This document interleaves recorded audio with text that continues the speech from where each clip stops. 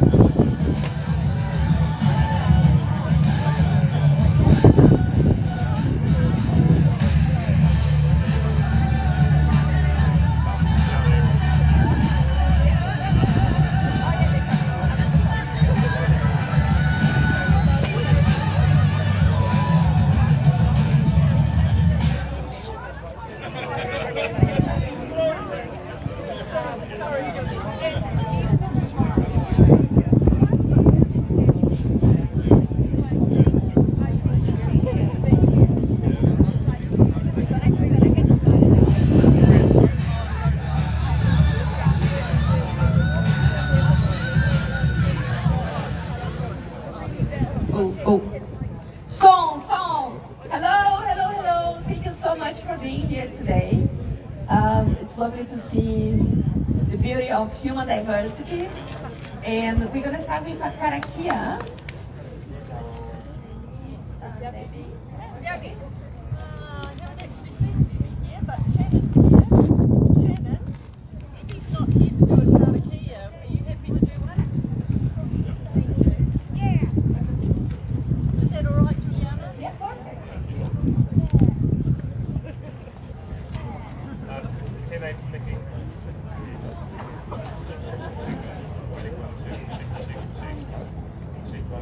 There we go.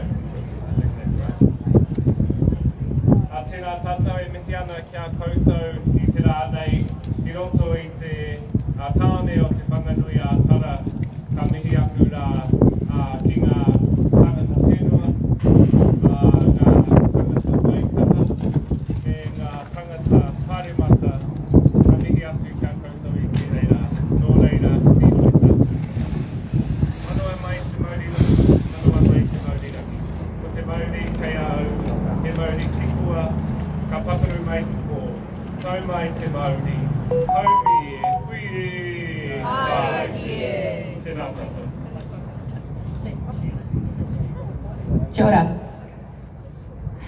Okay, so thank you so much for joining us today as we envision a future for Aotearoa New Zealand that goes beyond limitations and opens the door to boundless opportunities for everyone. Our collective vision is not for just the 1.1 billion disabled people that live in this country, but extends to our families, our friends, our co-workers, parents with friends, seniors, and indeed every single person who believes from the principles of accessibility.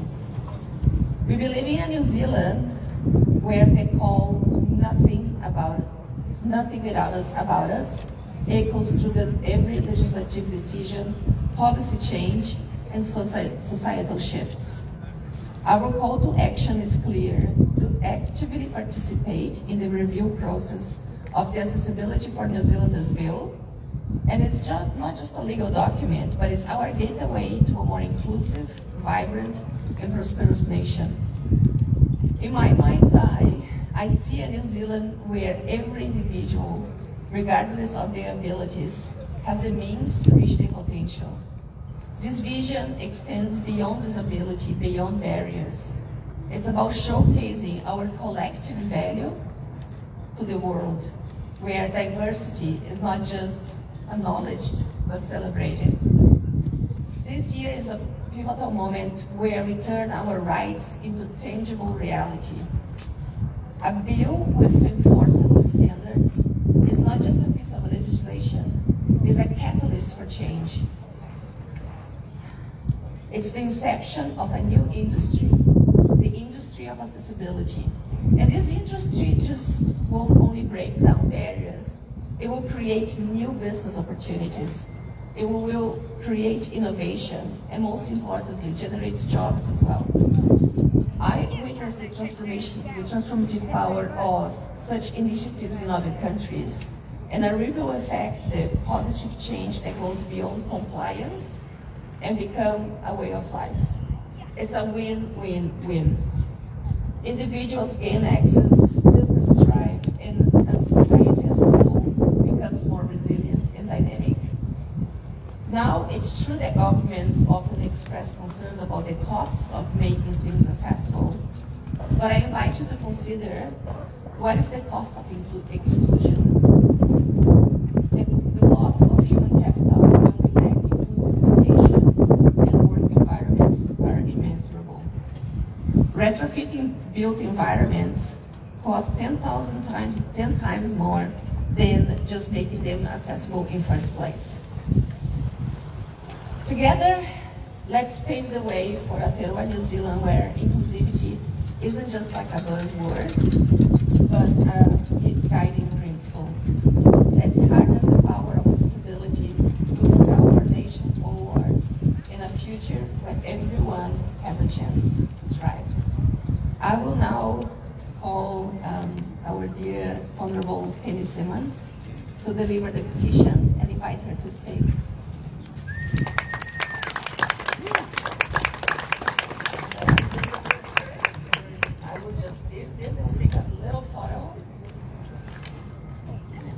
Don't let it roll away, for goodness sake.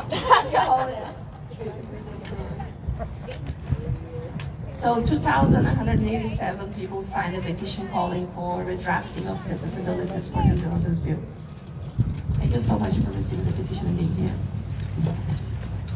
Thank you so much, Juliana, and kia ora tātou, and a very warm welcome to everyone here coming to your parliament. So I always feel a bit uncomfortable welcoming people because you're coming to the place that you own anyway, but welcome. It's wonderful to have you here, and it's wonderful to see the numbers that have come out to support you today with this petition.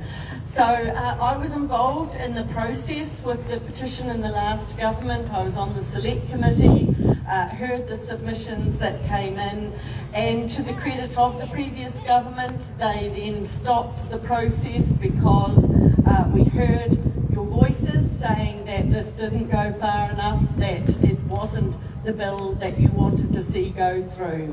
So as the Minister for Disability Issues, I have paused this bill, and I've asked Waikaha to have a look at the other jurisdictions that I know the disability sector had been looking at, Canada, North America, Australia, then do a gap analysis of where this bill is at compared to where perhaps better practice in those other jurisdictions are. And from that, then we need to have some consultation about whether we are better to try and fill that gap by amending the bill or whether we should be starting again. So that's the process that we're currently in. We heard your voices, and it's encouraging that it's been stopped because of that, stopped in the previous government, and we are honouring that also and saying, let's take another look because this wasn't fit for purpose, this is not what the disability sector wants, and so let's have another look and have another go at it. So, so I'm pleased to be able to continue that stop, but continue a better look at it because you're absolutely right, Juliana. We want our society to be accessible, and whether that's physically accessible or in terms of the internet and the written word and all our media. We want to look right across that whole range, because I think sometimes we get too narrow in our thinking of accessibility and think it's only around physical accessibility, which is absolutely important, but it's much broader than that. So well done all of you for making your voices heard. Well done in accepting the challenge of being involved in what we do to make this much better.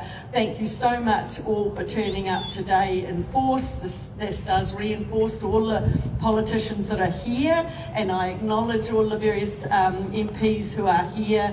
That shows they are interested in this, they want to be involved in it, and the more we can make this across parties, then the more enduring it will be. Thank you very much, and welcome to Parliament.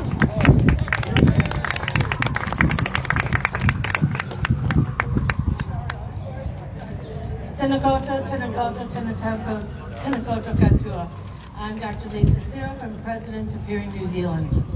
And Hearing New Zealand hearing is the least accessible of all the disabilities. And we're often not included in this space simply because often many of our members do not consider themselves disabled. But as Minister Simmonds says, accessibility comes in many different forms.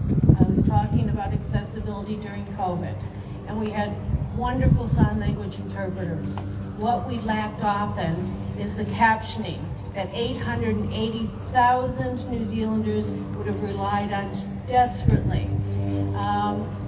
And we are often missing those accessibility around captioning, that not only do they help disabled people and hearing impaired people, but all people who are having that conversation. And so we are pleased to try and get all of the disability community together. So often we work in silos and we work around the fringes. But what we need to do is work together to improve accessibility for everybody. I'm honored to be able to announce our next speaker, who is the former disability minister who started a lot of this. Priyanka, if I could get you to come up. And Priyanka is the Labour Party in the Board of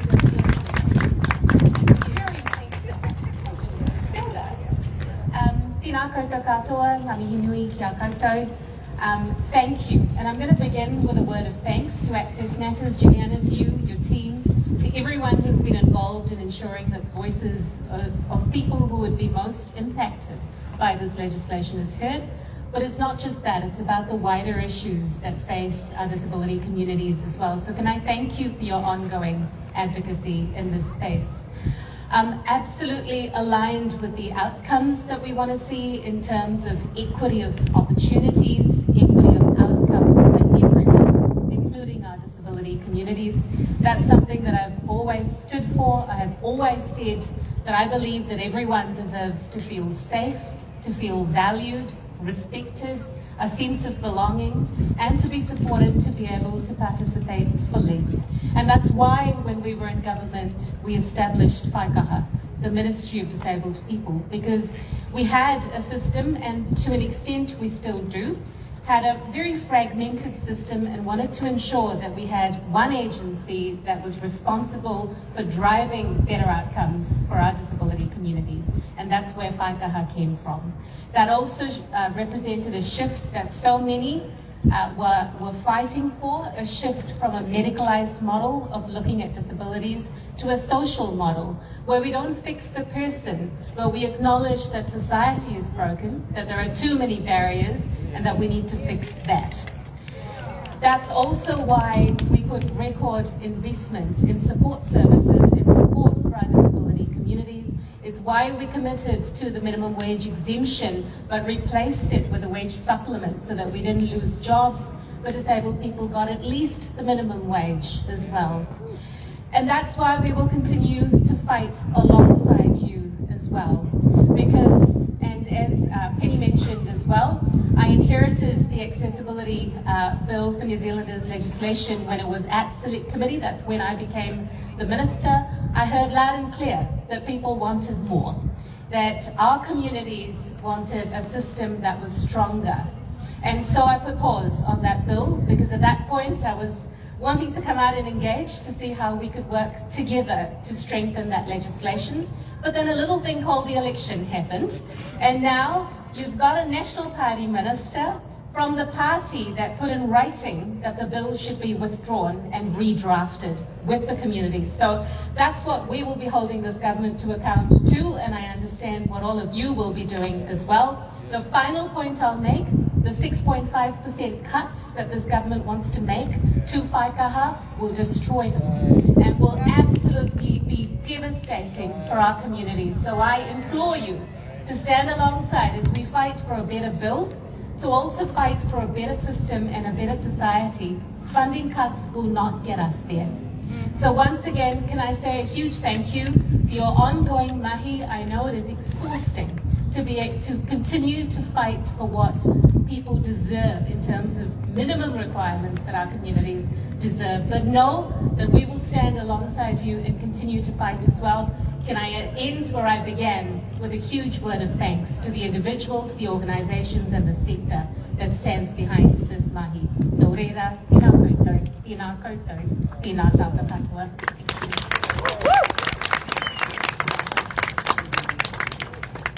Thank you. Joanne, Dacombe, please talk on behalf of DPA.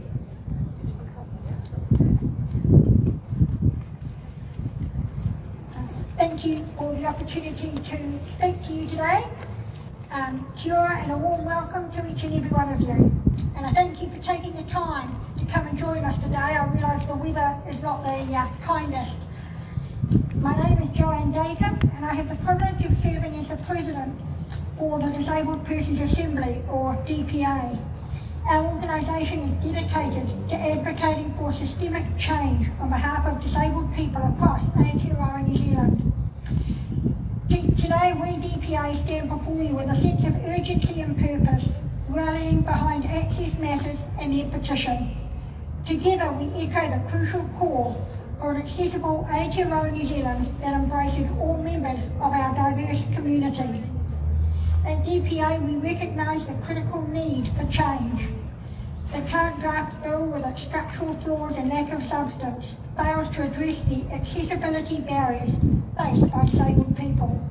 We thank the Minister for being prepared to look at a genuine redrafting of this bill to ensure tangible improvements in accessibility, fostering true inclusion, full participation in society, and a genuine sense of value for disabled people. Each day, disabled people confront barriers that hinder our societal participation, whether it's the scarcity of accessible housing, the inaccessibleness of daily and event venues, or the absence of captions across media. These obstacles restrict our access to housing, employment, healthcare, and overall quality of life. We require a bill that establishes minimum accessibility standards and regulations, one that is adaptable, enforceable, and comprehensive in its scope across all facets of community life. This cannot be achieved through a mere advisory committee as initially proposed. Instead, we advocate for the leadership of an independent Crown entity with the authority and capability to monitor and safeguard the rights of disabled people to accessibility in every form.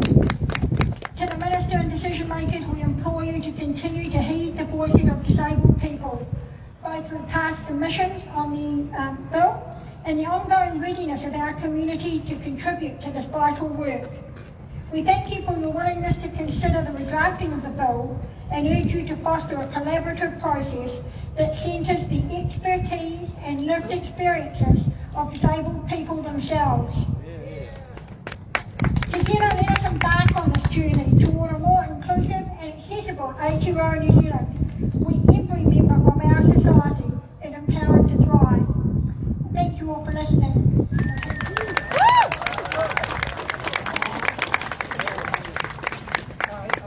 Kia ora, Joanne, thank you so much.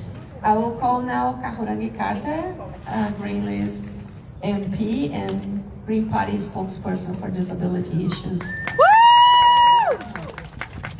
Kia ora everyone. It is such an honour to be here, and I'm so proud to be our Green Party spokesperson for disabled peoples.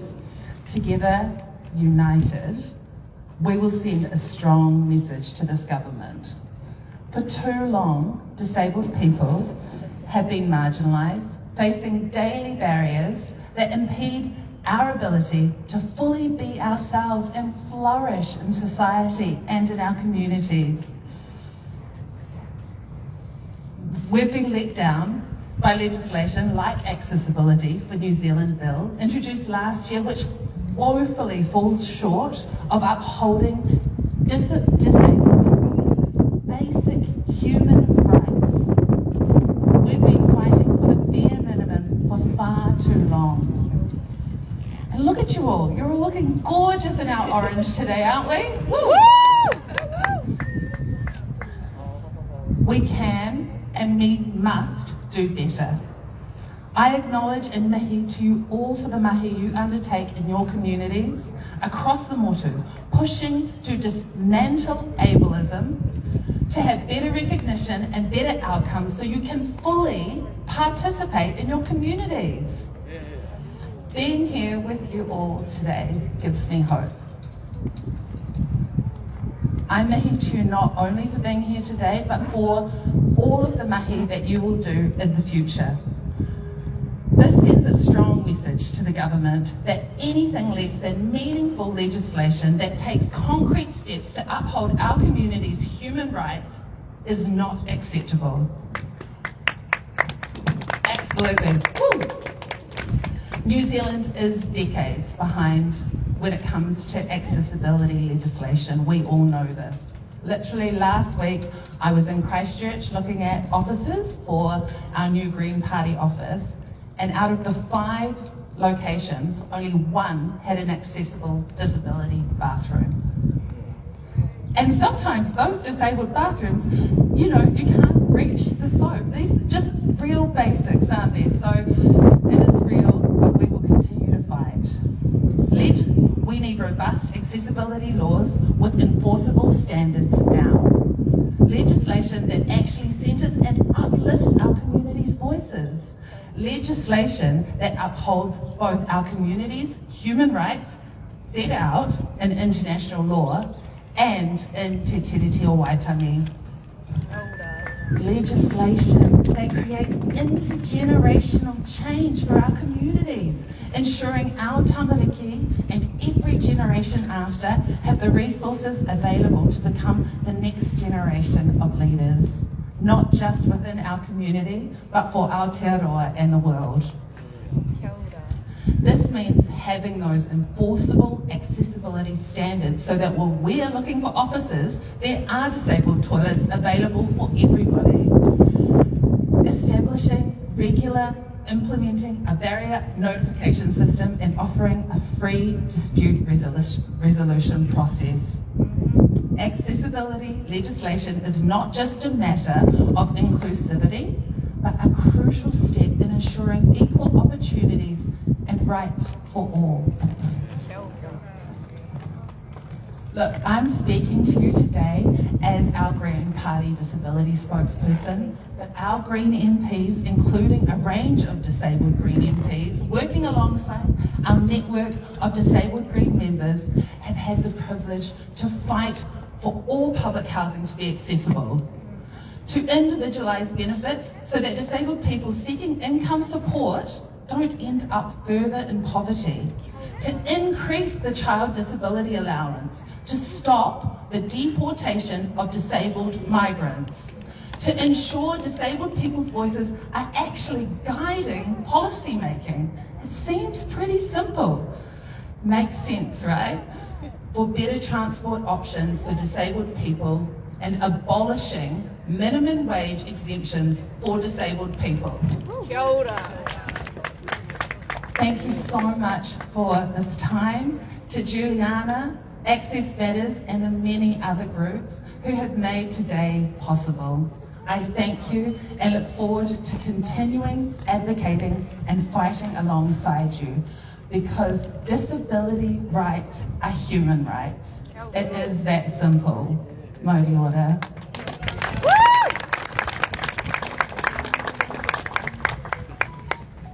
realized the importance of for us by us the other day when Juliana came to visit me. And I thought my office was accessible. Having never had anybody with a wheelchair in, I found out I am woefully problematic in some of my disability, accessibility. And until we have people that have those disabilities, you often overlook what needs to be done. So very important that it is for us, by us, because it's amazing what you overlook when it's not about you. I am honored next to introduce Lou Finlayson from Great Power. Hearing loss is a degenerative condition, and as we age, our lifestyles catch up with us. And the World Hearing Awareness Day is about changing mindset, which is this week. And one of those mindsets is that hearing loss is an elderly people's disease. It's easy to confuse that when 60% of 60-year-olds, 70% of 70-year-olds, and 80% of 80-year-olds have hearing loss. But it's just that our lifestyles are catching up with this, that we have that, when 50% of all hearing losses are preventable. But because we have such a huge group that is in that age group, and Lou can tell us more. Thank you. Hi, well, I'm Lou Finlay, and I'm representing Grey Power today. Now, Grey Power, we've got well over 40,000 members in New Zealand, and it's growing quite rapidly. As you heard, a high portion of our members have a disability. It's not just the person in a wheelchair or the person on walking sticks. It's the person who's got arthritis, blind, hearing loss, relying on hearing aids. Loneliness is a disability in some ways. Most of our members suffer in some way of disability. I myself have been involved in the disability sector since the early 90s. I actually used to be an editor of a newspaper called Disinformation, which is a pun on the word disability information. And back then, in the early 90s, we were fighting for access for people with disabilities. You know, we had a council saying, look, we're putting an accessible toilet for people. If you went into the wheelchair, you couldn't turn around. And that's what it was like back in those days. We have come forward leaps and bounds because the disability sector have been noisy. And it's great to see, but it's miles to go. You know, where you can't get into a building because your wheelchair can't get through the door. It still exists. And unless the disability sector forces the politicians to do what they have been saying today, and I heard the minister say, we will listen, let's hope that listening turns into action. Because as long as they listen, it doesn't mean a thing. They've got to turn into action. And that's what this country needs for people with disabilities.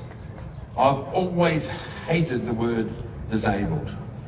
I have never yet in my life met a disabled person. I've met a lot of people with disabilities. But if we concentrate on their abilities, there's a lot of those people with disabilities can do a lot more. If you've got a brain, you can do something. Never, ever, ever let your disability say you can't, because you can.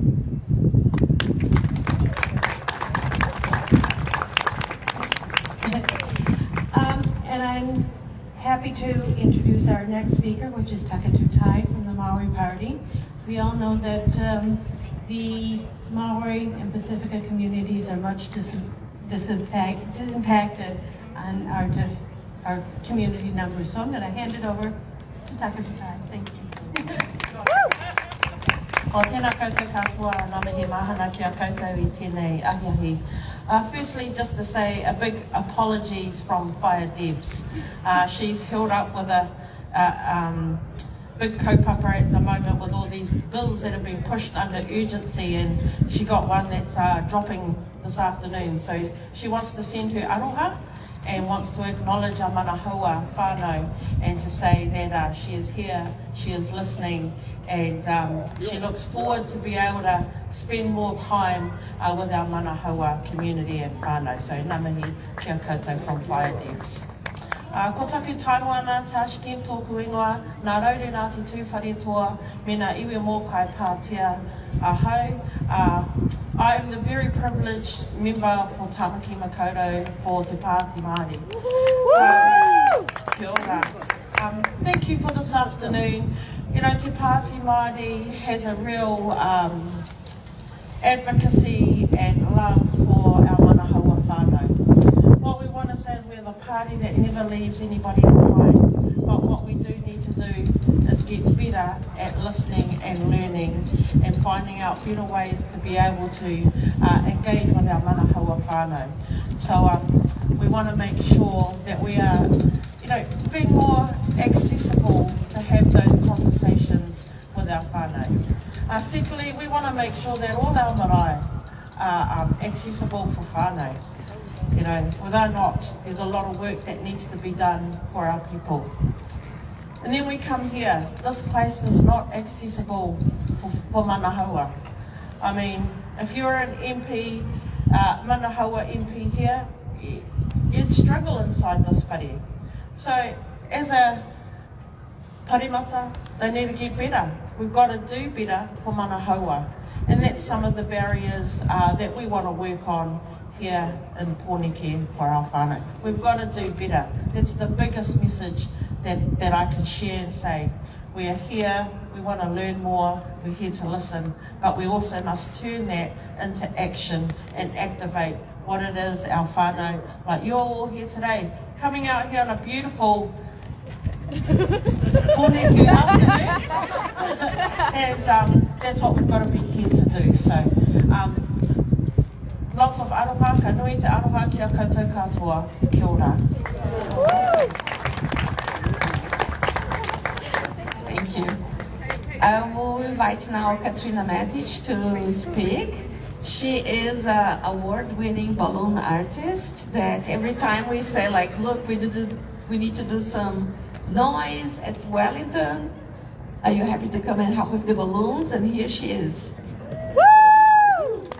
Thank you. Hi, my name's Katrina. I'm an award-winning balloon artist, business owner, healthcare worker, and so much more. I have struggled my whole life with a sight impairment, but I'm here today to share what I believe needs to change in some of my experiences so all of you can get an introduction into someone's world with a disability. I travel overseas and I have realised that New Zealand is miles behind everywhere else when it comes to accessibility. We need to take action now and do better. Our current government, the National Party, I have looked at their 11 key objectives which they wish to present to New Zealand. These are the objectives that really resonate with me. Families and communities strong.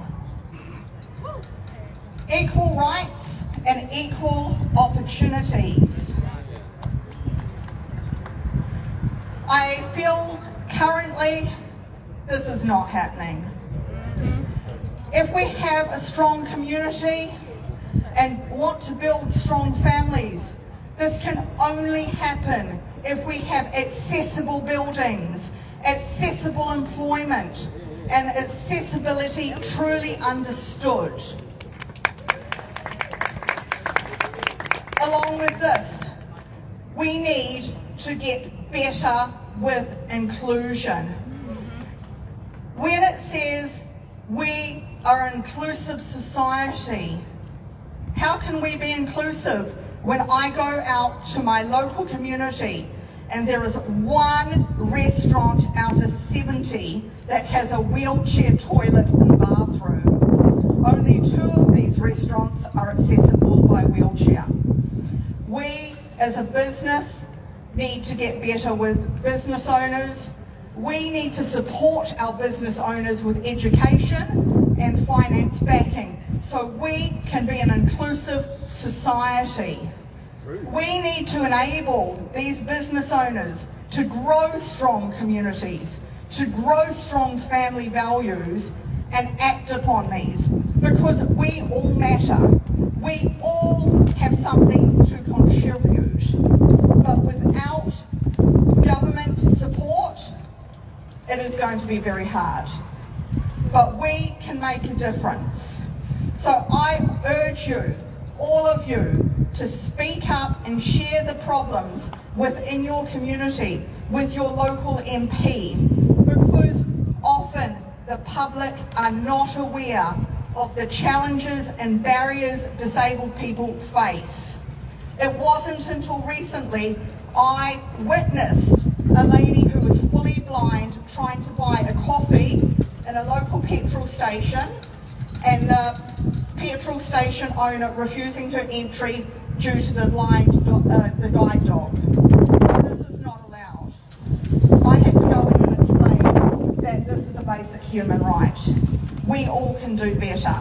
I urge you today, if you take one thing away, empower other people, empower yourself, speak up, educate and support people with disabilities.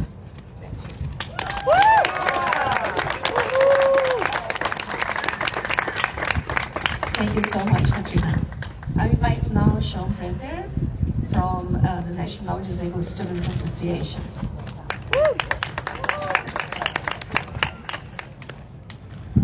Tēnā koutou, tēnā koutou, tēnā koutou, kōtū, tama tū, tama ora, tū ngoe, tama matu. No karori, poneki, aho, kai lao e poneki, taka kainga, ko Sean taka ingoa. Tēnā koutou, tēnā koutou, tēnā koutou, My name is Sean Prenter, co-president for the National Disabled Students Association, an organisation set up in the light of inaccessible tertiary education and Greater New Zealand, for which we are all here today. Now, over the COVID-19 lockdowns, disabled students in fact outperformed non-disabled students in many institutes. Now, this is a testimony to everyone's tenacity gathered here in the disabled community. But, two, it's a testimony to what we can do with institutional will, with political will, to transform disability outcomes. Now, on political will, we've already heard today that in opposition, the National Party said that this bill was fundamentally flawed. They said that this bill should be withdrawn. They said they didn't support it. And now I'm today going to tell you why it is absolutely crucial for disabled students and for disabled people that the National Party are true to that word. Now, for the MPs here today, because I don't need to tell the disabled community, we know this. Imagine with me for a moment that you're navigating tertiary education. You're having to work part-time to cover your cost of education, but two, to cover your medical bills. This is the reality for our member Isla. Isla misses out on an education because many of our institutes do not have lecturer callings. It's inaccessible for Isla. Now, imagine with me once more that you're navigating tertiary education with dyslexia. You need assistive technology to navigate that tertiary education experience. Well, that's our member Jack's experience. And Jack misses out on an education because his assistive technology is seen as plagiarism. Now finally, MPs, please indulge me one more time and imagine that you are a wheelchair user navigating tertiary education. I mean, you can imagine what that's like for a municipality to be like. But imagine with me still. You're trying to navigate with campus in a wheelchair, and this is the experience of our member Charlotte. Charlotte too misses out on an education because of an inaccessible tertiary education environment. But more than that, because there's no regulatory bottom line for accessibility in this country, in Aotearoa, New Zealand. Now, what is this bill lacking? It's lacking an ET. You can see that on all of the signs around here. But fundamentally, we need a bottom line for regulation. We need to be able to hold our government to account, and we need justice. But should we be surprised that this bill does not embody these principles? Well, no, because fundamentally, disabled people have not been at the centre of this process.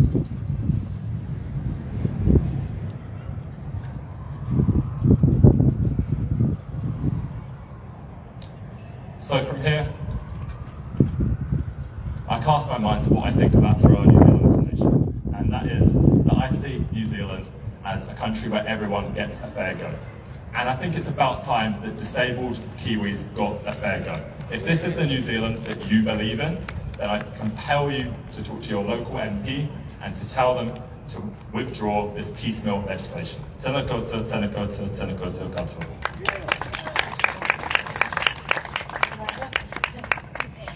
And I'd like to invite next Nīkau. He's a Wellington City Councillor who's come up. And it's good to have some of the local representatives from.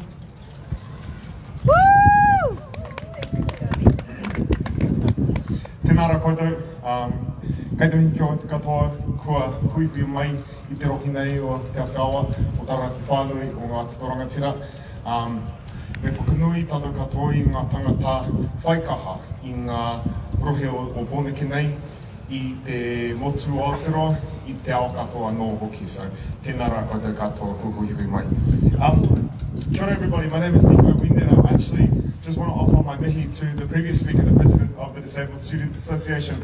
I just came down from university. I walked, I had the great privilege of walking, and even with that great privilege, it's not an easy job. University campus right up on a hill, full of stairways which are overgrown and cracked with concrete, with very few lifts or other accessibility features, is not a fantastic way to guarantee education to everyone in the city, is it? At the City Council, one of the most difficult challenges we face when designing our city and putting into practice our desired urban form is the intersection of accessibility and other equitable concerns. For example, the tension of removing street furniture, which might have anti-homeless or hostile architecture features, but when of course we know that our disabled community will often need a bar to be able to navigate that street furniture. Or for example, the implementation of cycle lanes or other active transport modes, which are critical to climate action, but often leave our disability community behind or are not accessible to them. Finally, the tension of desiring to move our consultation online to reach far more people and engage our rangatahi, our young people, when we also know that the internet is not necessarily an accessible place to our disability community. So on top of that, sometimes we just get it wrong. For example, I was told recently by the organisers of this kaupapa today that at Takina, our new exhibition centre, our new conference centre, the hearing loop which is installed in there is not functional or sufficient for those who may be impaired not only in hearing but also in sight. The signage is imperfect, the technology used for the hearing loop is imperfect, and we need to do better. So I will follow up personally on that matter, by the way, and make sure we get a good outcome on that. Look, we are slowly coming to realize that we must design our cities with accessibility in the forefront of our minds. There is a revolution underway in urban planning, in city design, but as someone who is far smarter and more eloquent than me once said, we know it is not a revolution if it is not for everyone. So I say to you this, we should do better, we can do better, and I tell you that at Wellington City Council, we will do better.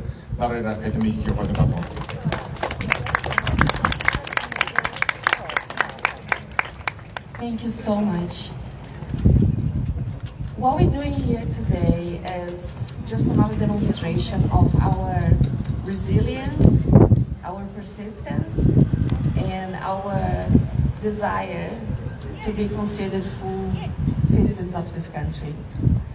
And reflecting on the cost of exclusion, usually people just think of, like when you're excluding people with disabilities, access needs, who is missing out is the individual with a disability.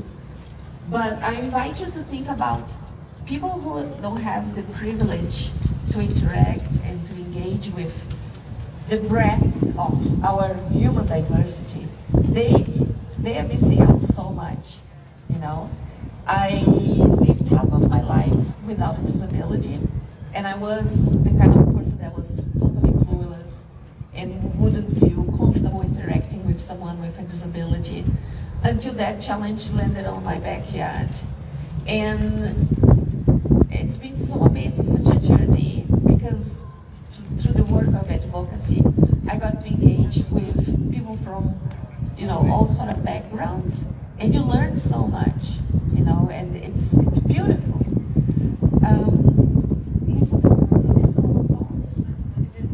What I would like to do is, if I can invite all the MPs here to come with us so we can do a photo, that would be amazing. And actually everybody that came here as well, just come everybody, we'll do like a big photo. Oh, that will come also.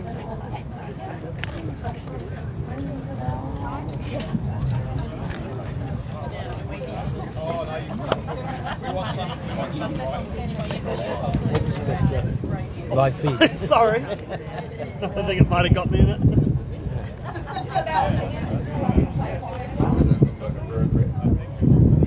Right.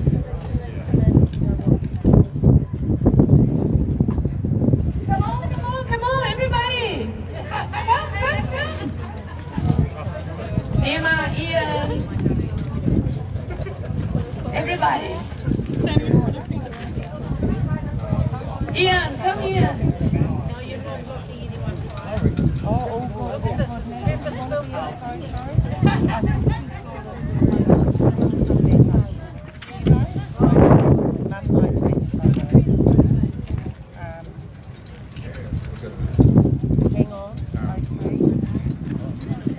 Everybody, accessibility.